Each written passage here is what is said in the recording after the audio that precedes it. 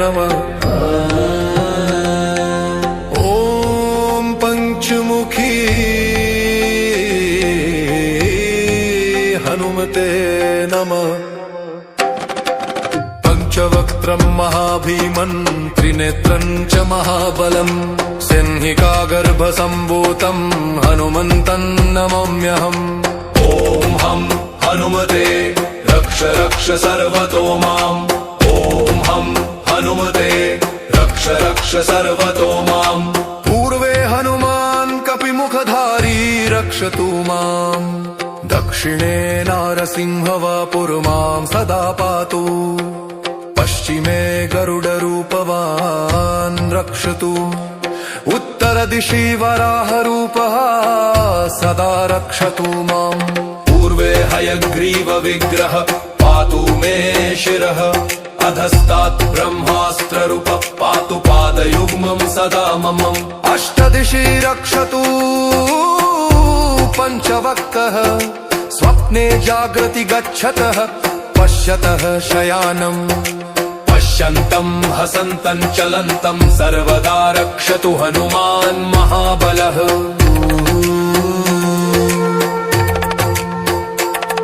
ॐ अञ्जनीसुताय महाबलाय रामदूताय नमः। ॐ किल्किलाय वीराय विक्रान्ताय नमो नमः। ॐ भूतप्रेतपिशाचादिनाशाय स्वाहा। ॐ असिधारा कृशानुवत् कवचं मे हनुमान् स्थापयतु। रामभक्ताय रामदूताय हनुमते नमः। सर्वशत्रुनिवारणाय कवचं पठेत्।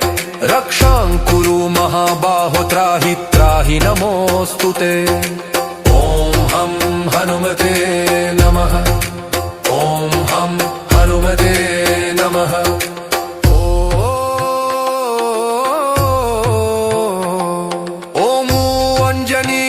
सम्भूतमारुतात्मजमुत्तमम् श्रीरामप्रियं भक्तं वन्दे लङ्काभयङ्करम्। पञ्चमुखं ध्वरं देवं हनुमन्तं नमाम्यहम्। पूर्वं तु वानरं वक्त्रं कोटिसूर्यसम्प्रभम्। दक्षिणे नारसिंहं च भयनाशं सदा स्मरेत्। पश्चिमे गरुडं वक्त्रं वक्रतुण्डं महाबलम्। उत्तरं तु वराहं च कामरूपं महाबलम्। ऊर्ध्वं हयग्रीवमुखं शङ्खचक्रगदाधरम्। एवं पञ्चमुखं रूपं हनुमन्तं महाबलम्। यो स्मरेत् प्रातरुत्थाय सर्वशत्रुभयं हरेत्। नाशयतु स्वप्नमशुभं दुष्टग्रहसमुद्भवम्। अभिचाराणि सर्वाणि मन्त्रतन्त्राणि भूतले। सापराद्धं न मुञ्चेत्तु पञ्चवक्त्रं हनुमतम्। यं यं चिन्तयते कामं तं प्राप्नोत्यसंशयम्। श्रीराम जय राम जय जय राम। श्रीराम जय राम जय जय राम। ॐ हं हनुमते रुद्रावताराय नमः। ॐ पञ्चमुखी हनुमते नमः। ॐ रक्ष रक्ष हनुमते नमः। ॐ हं हनुमते रुद्रावताराय नमः। ॐ पञ्चमुखी हनुमते नमः। ॐ रक्ष रक्ष हनुमते नमः। पंचवक्त्रं महाभीमन् त्रिनेत्रं च महाबलम् सिंहिकागर्भसम्भूतं हनुमन्तं नमाम्यहम्। ॐ हं हनुमते रक्ष रक्ष सर्वतो माम्। ॐ हं हनुमते रक्ष रक्ष सर्वतो माम्। पूर्वे हनुमान् कपिमुखधारी रक्षतु माम्। दक्षिणे नारसिंहवपुर्मां सदा पातु। पश्चिमे गरुडरूपवान् रक्षतु। उत्तरदिशि वराहरूपः सदा रक्षतु माम्। पूर्वे हयग्रीवविग्रह पातु मे शिरः। अधस्तात् ब्रह्मास्त्ररूपः पातु पादयुग्मं सदा मम। अष्टदिशि रक्षतु पञ्चवक्त्रः। स्वप्ने जागृति गच्छतः पश्यतः शयानम्। पश्यन्तं हसन्तं चलन्तं सर्वदा रक्षतु हनुमान् महाबलः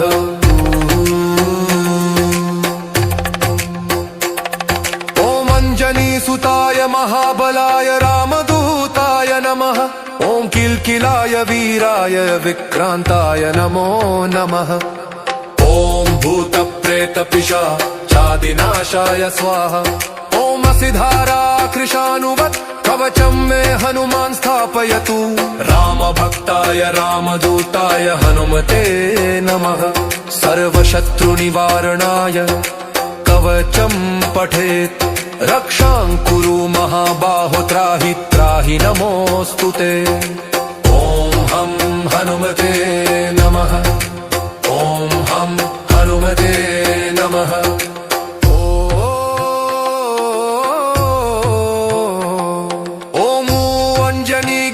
सम्भूतमारुतात्मजमुत्तमम् श्रीरामप्रियं भक्तं वन्दे लङ्काभयङ्करम् पञ्चमुखं धरं देवं हनुमन्तं नमाम्यहम् पूर्वं तु वानरं वक्त्रं कोटिसूर्यसम्प्रभम् दक्षिणे नारसिंहं च भयनाशं सदा स्मरेत् पश्चिमे गरुडं वक्त्रं वक्रतुण्डं महाबलम् उत्तरं तु वराहं च कामरूपं महाबलम् ऊर्ध्वं हयग्रीवमुखं शङ्खचक्रगदाधरम् एवं पञ्चमुखं रूपं हनुमन्तं महाबलम् यो स्मरेत् प्रातरुत्थाय सर्वशत्रुभयं हरेत् नाशयतु स्वप्नमशुभं दुष्टग्रहसमुद्भवम् अभिचाराणि सर्वाणि मन्त्रतन्त्राणि भूतले सापराद्धं न मुञ्चेत्तु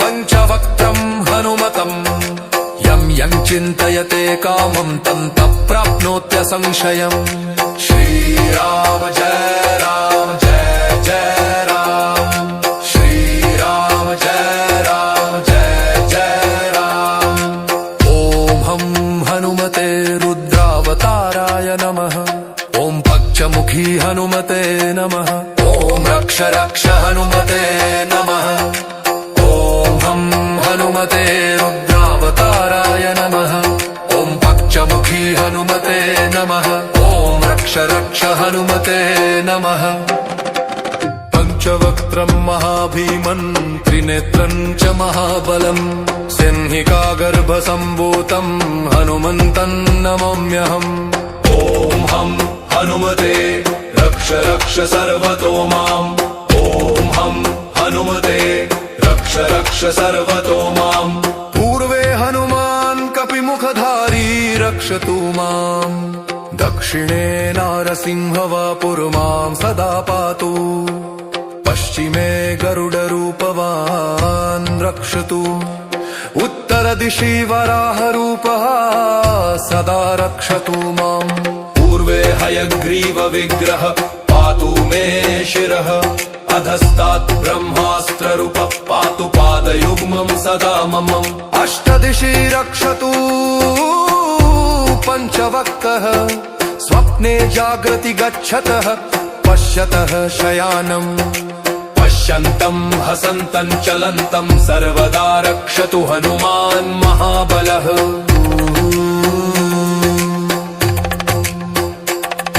ॐ अञ्जनीसुताय महाबलाय रामदूताय नमः ॐ किल्किलाय वीराय विक्रान्ताय नमो नमः ॐ भूतप्रेतपिशाचादिनाशाय स्वाहा ॐ असिधारा कृशानुवत् कवचं मे हनुमान् स्थापयतु रामभक्ताय रामदूताय हनुमते नमः सर्वशत्रुनिवारणाय कवचं पठेत् रक्षां कुरु महाबाहो त्राहि त्राहि नमोऽस्तु ते ॐ हं हनुमते नमः ॐ हं हनुमते नमः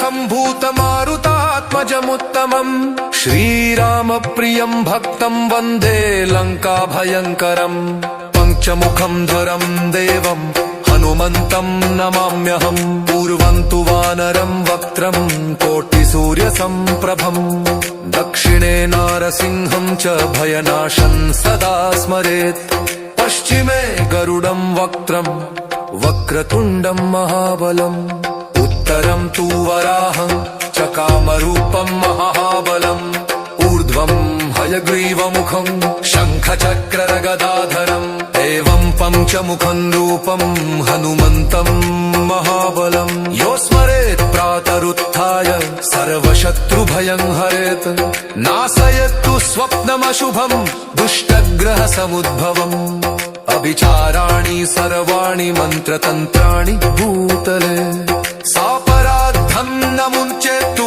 पञ्चवक्त्रं हनुमतम् यं चिन्तयते कामं तं प्राप्नोत्यसंशयम् श्रीराम जय राम जय जय राम श्रीराम जय जय राम ॐ हं हनुमते रुद्रावताराय नमः ॐ पक्षमुखी हनुमते नमः ॐ रक्ष रक्ष हनुमते नमः ॐ हं हनुमते रुद्रावताराय नमः ॐ पक्षमुखी हनुमते नमः ॐ रक्ष रक्ष हनुमते नमः पञ्चवक्त्रं महाभीमन् त्रिनेत्रं च महाबलम् सिंहिकागर्भसम्भूतं हनुमन्तं नमाम्यहम् ॐ हं हनुमते रक्ष रक्ष सर्वतो माम् ॐ हं हनुमते रक्ष रक्ष सर्वतो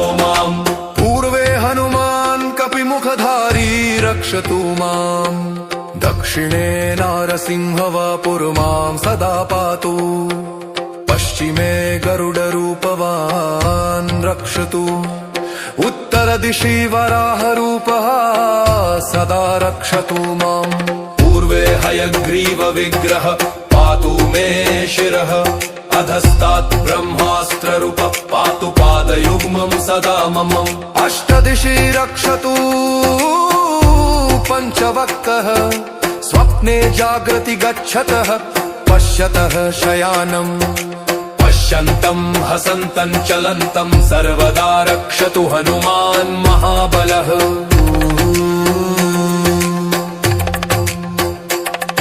ॐ अञ्जनीसुताय महाबलाय रामदूताय नमः ॐ किल्किलाय वीराय विक्रान्ताय नमो नमः ॐ भूतप्रेतपिशाचादिनाशाय स्वाहा ॐ असिधारा कृशानुवत् कवचं मे हनुमान् स्थापयतु रामभक्ताय रामदूताय हनुमते नमः सर्वशत्रुनिवारणाय कवचं पठेत् रक्षां कुरु महाबाहो त्राहि त्राहि नमोऽस्तु ते ॐ हं हनुमते नमः ॐ हं हनुमते नमः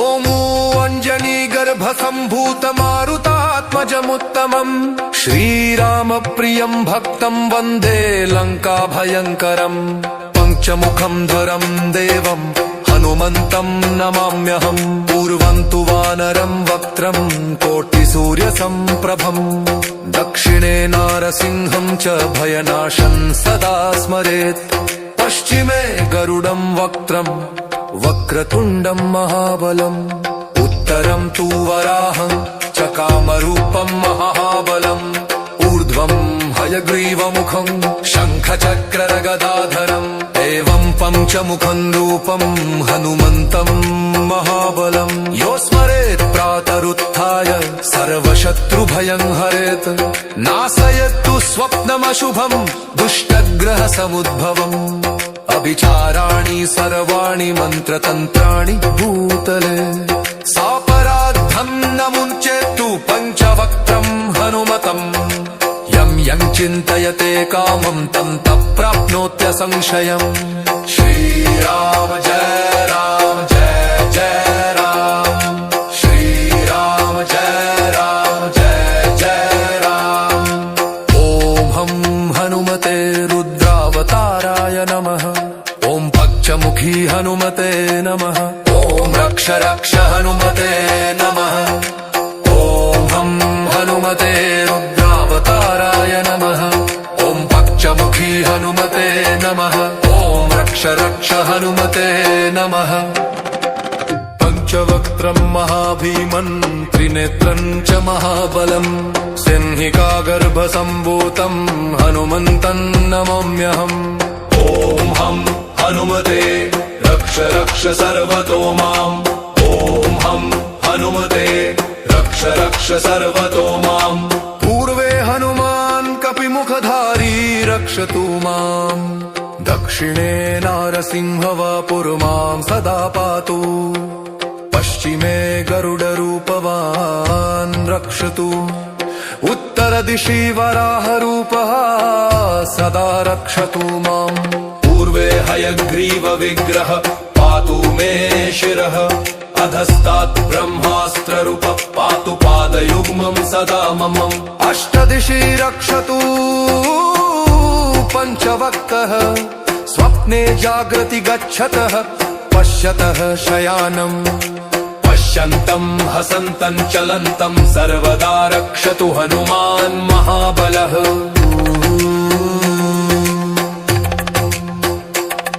ॐ अञ्जनीसुताय महाबलाय रामदूताय नमः ॐ किल्किलाय वीराय विक्रान्ताय नमो नमः ॐ भूतप्रेतपिशाचादिनाशाय स्वाहा ॐ असिधारा कृशानुवत् कवचं मे हनुमान् स्थापयतु रामभक्ताय रामदूताय हनुमते नमः सर्वशत्रुनिवारणाय कवचं पठेत् रक्षां कुरु महाबाहो त्राहि त्राहि नमोऽस्तुते ॐ हं हनुमते नमः ॐ हं हनुमते नमः